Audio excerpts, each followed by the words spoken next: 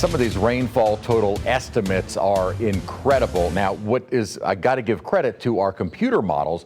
They had been indicating over the last several days that we would likely see kind of a band set up of roughly 4 to 6 inches of rainfall, maybe a little bit more, maybe a little bit less. And we did, in fact, see a band of similar numbers set up. The problem is the models were indicating it would be a little bit more to our west and set up on the North Shore. That would have been horrible news for the North Shore rivers, except it's set up more over the bayou parishes, parts of the river metro, and then up into Mississippi. Some of the rainfall totals are in excess of 6+ inches. We had over 7 inches of rain officially at Kenner, so we can kind of verify some of these totals. And then a few miles one way or the other, an inch or two, and then in some instances kind of a trace of rain. Barely got much in the way of measurable rain out in Baton Rouge. Not nearly that much in Lower Plaquemines, Jefferson, or Lafourche. But if you were in that band, we saw several inches of rain, and in particular in South Mississippi. I actually had to change the color table that we use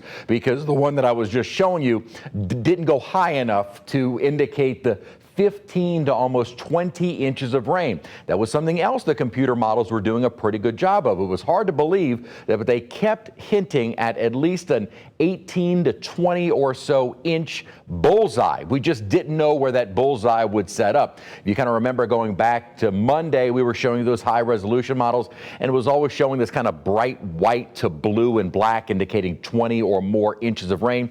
And it did kind of keep fluctuating. Well, we ended up seeing it, and it just happened to be over parts of South Mississippi. Updating radar right now, finally seeing a break. A few little spotty showers, but that is coming to an end. The problem, though, will be in these areas across the North Shore and Mississippi. Any additional showers, even if they're just our normal summertime thunderstorms, could increase the flooding threat there. Already saturated ground, already high water. A number of the rivers are already swollen. Most rivers, and we'll show you that in a moment, are either at moderate or major flood stage. Now, the good news is they will all be falling below flood stage into the weekend. It just takes some time for that to happen. Most of our thunderstorm activity in the denser clouds are moving away from us, and the rest of the night tonight will be dry. In fact, our model here tried to indicate some of these storms into southwest, south central Mississippi would be moving onto the North Shore. They've been a little bit farther north, so I don't think we're worrying about that. During the day tomorrow, to start, we are dry. Plenty of sunshine early on. Not a great thing because now folks are out cleaning up. You've got the bright sun, high humidity, heat indices well into the triple digits. There will be a heat advisory for tomorrow. Just don't overexert yourself. As we head in the afternoon hours, may get this little boundary to move through some scattered showers. Normally not a big deal, but the ground's saturated. So we'll be watching for the potential of some flash flooding. Settles out as we head into Saturday morning, mostly dry, and then some more scattered showers, thunderstorms firing up with a little bit of afternoon heating.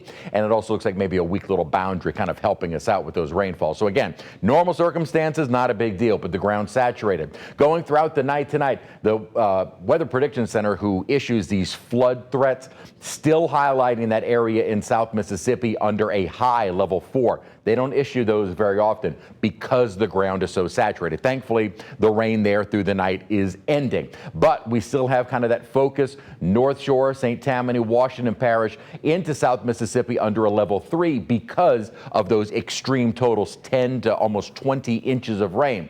Most of us, though, under a level 2 out of 4.